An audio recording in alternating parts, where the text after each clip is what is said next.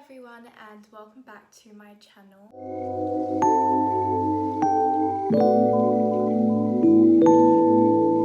So today is actually New Year's Eve and I thought I would just sit down here with you and share 20 of my New Year resolutions for 2020. As I have previously stated, I don't agree with the whole resolution idea or the ideology of a reset for 2020, and I think with that mentality and belief system, you only get so far in your aims. So for me, I look at these as short-term and long-term goals to better myself, and I've tried to make all of these goals attainable and implementable. So without further ado, I'm just going to share some of my resolutions for 2020. So a main theme in this video that you're going to notice is creating healthy habits.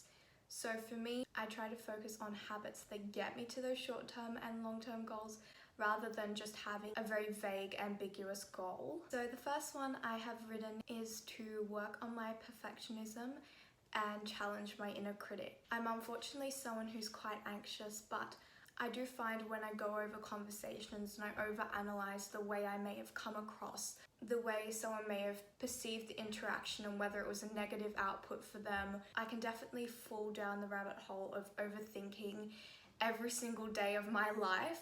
So that's really something I want to work on in 2020. I feel like now that I am distanced from a main source of toxicity in my life, I can actually work on this. Before, it wasn't manageable or achievable with the environment that I was in.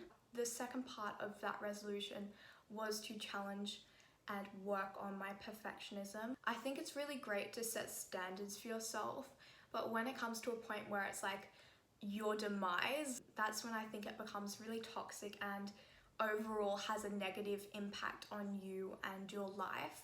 So as an anecdote, there was a stage in this year that I was required to submit a short story for English, and it got to a point where every sentence I wrote, I just didn't like the way it was formatted. I felt like there was always something I could have done better. Even though I know it was really high quality work that I was producing, I still felt like there was more to unlock, more to achieve, like a Candy Crush level. That is the strangest analogy, but let's roll with it. So I felt like there was always something better. I think it's really great to have a growth mindset and to continue to accept opportunities, but that's not what I'm talking about. I'm talking about this negative, almost dark cloud that you're never good enough. And that, for me, is something that I really need to work on. But there was a point when I looked at this story and it was 11 pages because I thought that there was so much room for improvement that I just continued writing and trying to make it better.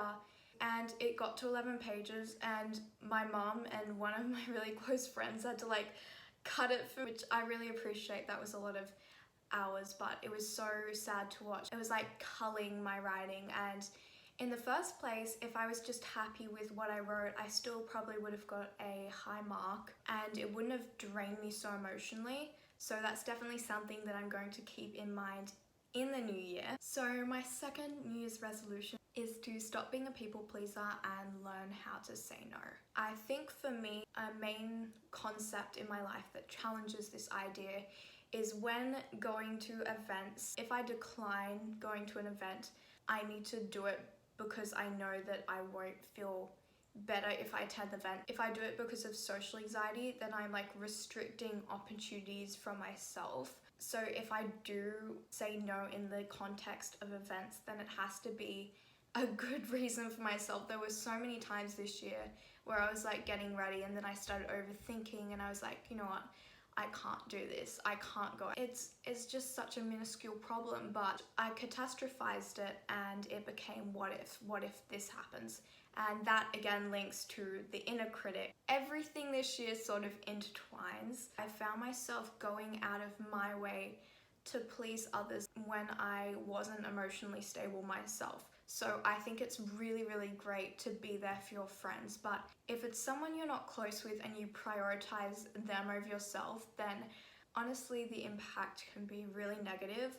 So I don't recommend that to anyone, and that's something I really have to work on this year. My next resolution is to learn how to sketch. I think sketching is so beautiful and raw, and a piece of art really encompasses what was going through the composer's mind when they were doing it. I really would like to learn how to actually sketch. I think the problem with me is that when sketching, I always try to improve it and make it more perfect, and then it's just like geometrical sharp lines.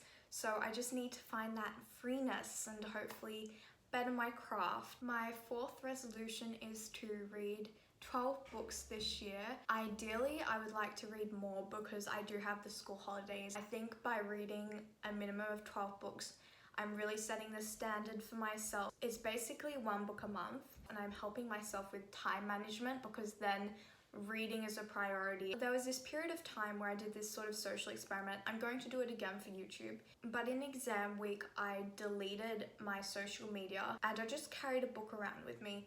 And it's amazing how much time you can fill in by reading a book and gaining knowledge. That's something I would like to dabble in again and try out this year, but I will definitely film it, so subscribe if you'd be interested in a video like that. My fifth goal for 2020 is to work on math. I by nature am not a mathematic thinker. I told my coworker and one of my friends that I didn't think it was logical, and they're like, maths is the most logical thing ever. It doesn't compute with my brain, so I'm definitely not going to become an accountant anytime soon. But I'm actually really concerned because I want to go to Sydney Uni, and Sydney Uni has implemented a prerequisite for maths, and I didn't plan on doing maths for HSC, so I need to get more details about that. But regardless, I would like to really put in a lot of effort into improving maths this year, because there's definitely a lot of room for improvement. So my next resolution is to make time for self-care and journaling. I am someone who constantly feels like if I'm not doing something productive, I'm just like wasting my time. So I found for myself, I have to like physically schedule in time and give myself an amount of time to actually journal or reflect or meditate. Otherwise, I feel guilty about taking that time for myself, which is really worrying because I should be putting my own mental state above schoolwork, and that's a really harsh reality. I found that my order of priorities has sort of been messed up to fit what other people want me to be doing or pursuing. So that again links in with the people pleaser aspect of this video. The second part of this resolution was to get back into journaling.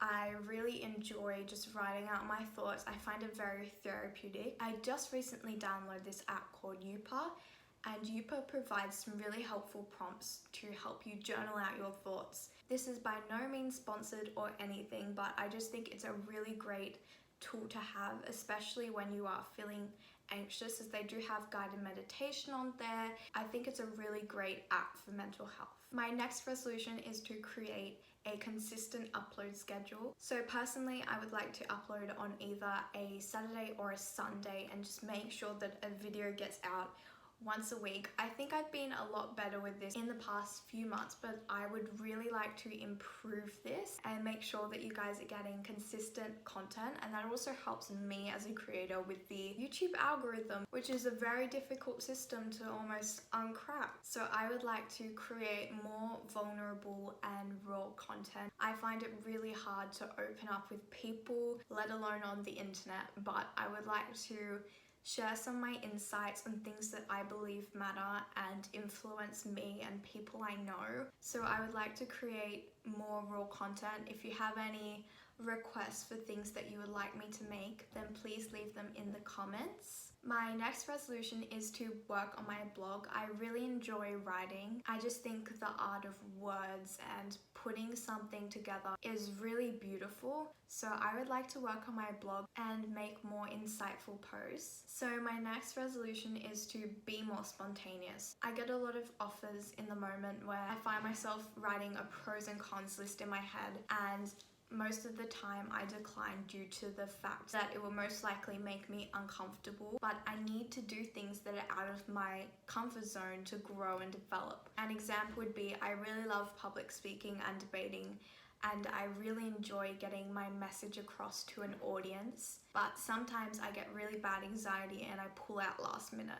So this year I would really like to work on that, and if it makes me feel uncomfortable, then it's most likely something I can do for self-improvement. My next resolution is to minimize stress by being proactive. I think keeping this in the back of my head at all times is something that will really help, particularly in exam weeks or any time that I have assessments due. So if I have a period in class where we have a casual teacher or we happen to have a free period, then something that would be really wise is to revise or do homework in that free period instead of wasting the time, so I have less to do when I come home, therefore eliminating stress from my home life. So my next resolution is to budget and learn more about finance and investing. This year I would really like to get a budget down pat. So what I mean by this is I would like to have a certain amount a week that I transfer to different categories. So I know that if I have a large skincare order coming up, I will transfer specific amounts each week.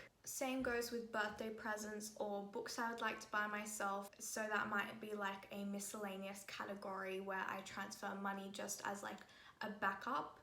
And whilst doing that, I would like to save and hopefully get into investing. I think I have a lot more to learn before I dabble in that world. So my next resolution is to spend less than 3 hours total on all of my devices combined. I would really like to live in the moment this year. I think that making YouTube videos is one thing, but mindlessly scrolling through Instagram is something that really doesn't benefit me. I was actually watching this video about creating a distraction-free phone, and I'm very, very tempted to delete all my social media off my phone, just use it from other platforms. And if worse came to worse, I'd just have to use it as a website, which would make the experience less enjoyable for me, which would most likely be a benefit as I would use it less. I already do have preventative measures in place, so Instagram gives me a notification when I've been on it for 30 minutes. I like to spend 1 hour as a maximum time on social media, and if you think about that, even then, that's 7 hours of your week you've given to seeing someone else's posts. So that's something that I definitely have to work on. My next resolution is to move my body at least 3 times a week. I've really slacked on this one. I've been in a lot of pain recently, but that's no excuse. I really enjoy walks, and that's something I have to get back into. Hello, this is just my editing self here, but I just thought I would let you know that resolution number 15 cut out. I have no idea where the footage went, but the resolution was basically just to reach 1,000 subscribers on YouTube.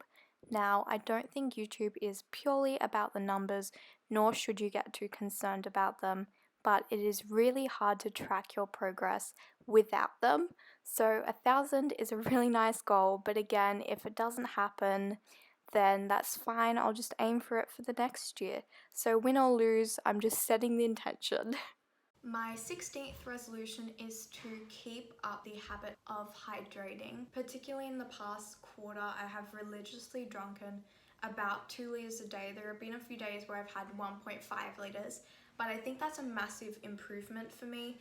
Something I need to work on is drinking more water throughout the day at school. I stick to my own area and I don't really want to socialize with anyone else, but we've got to do it for the hydration.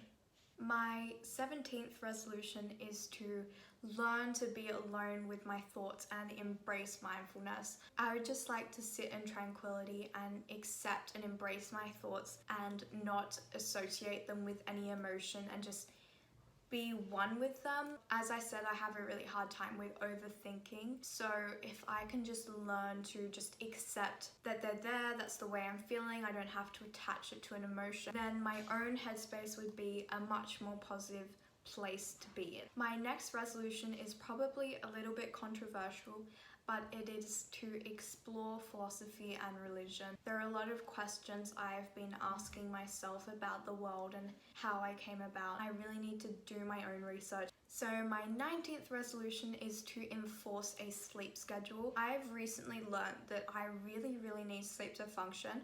I had a day this week where I had like 4 hours of sleep, and I was a horrible person to be around. I feel like I'm becoming a baby again, and I really need my sleep. And for me, 7 to 8 hours is just not enough. I really like 9, but 10 and 11. So on school nights, what I'm thinking is to be in bed by 10 and wake up at 7. This might have to change throughout the year, and in exam blocks I might go to sleep earlier and wake up early and do an hour of study, as I really like to study when it's completely quiet. And by waking up earlier, that helps me to actually do that. And then in the holidays and on weekends, I'm going to aim for an 11 o'clock sharp bedtime and to wake up by 8 or 9.